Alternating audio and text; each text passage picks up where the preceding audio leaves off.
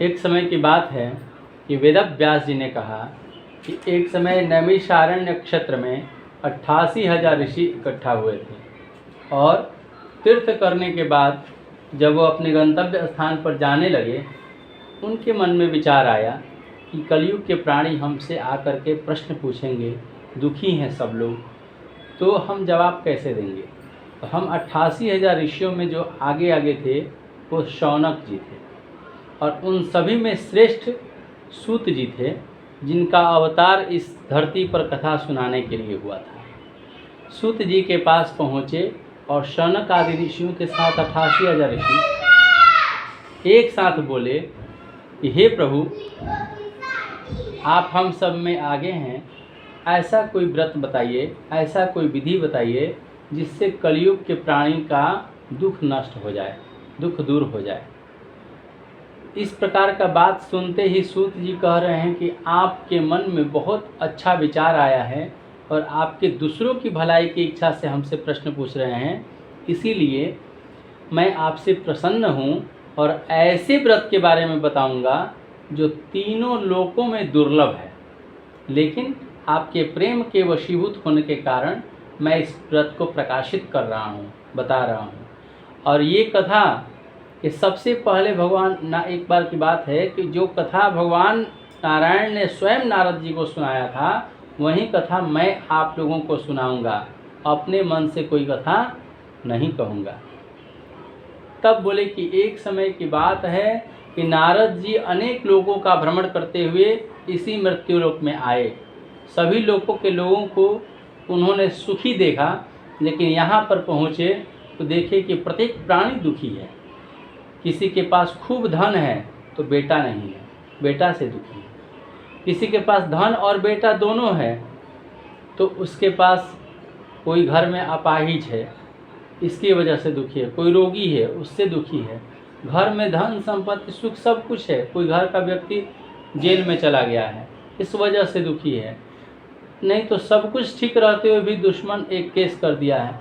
नाना प्रकार के प्राणी अनेक प्रकार के दुख से दुखी है। किसी के पास सब कुछ रहते हुए बेटा ही नहीं है, संतान नहीं है भोगने वाला धन को, इस वजह से दुखी है। तो प्रत्येक प्राणी का दुख देख कर के नारद जी का हृदय विदीर्ण हो गया और चले गए भगवान नारायण के पास और उनसे कहा, हे प्रभु, मैंने अनेक लोगों का भ्रमण किया, किंतु मृत्युलोक में जब मैं पहुंचा तो देखा कि सभी प्राणी अपने अपने कर्म के कारण दुख पा रहे हैं।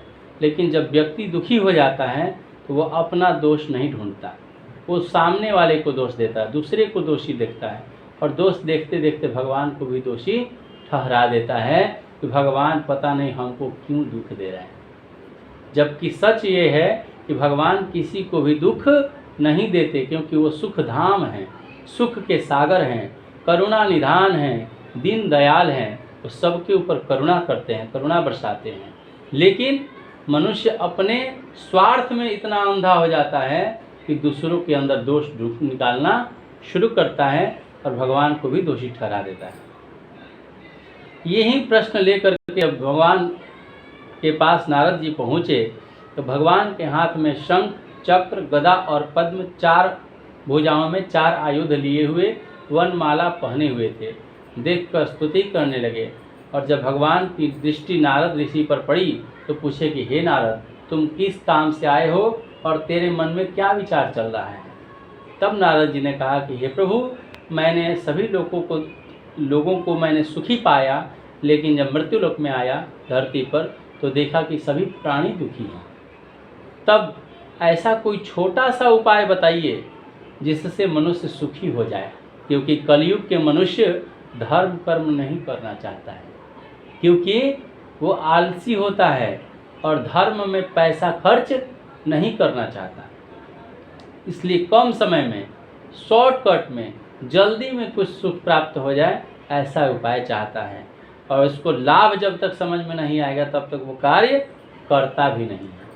हे प्रभु, आप मेरी मानसिक विचार को समझते हुए दूसरे के कल्याण के लिए कोई छोटा सा उपाय बताइए, क्योंकि आप ही तीनों लोगों का पालन करने वाले हैं, पूरे धरती के नियंता हैं, करुणा निधान हैं और हमारी आशा आपसे ही है।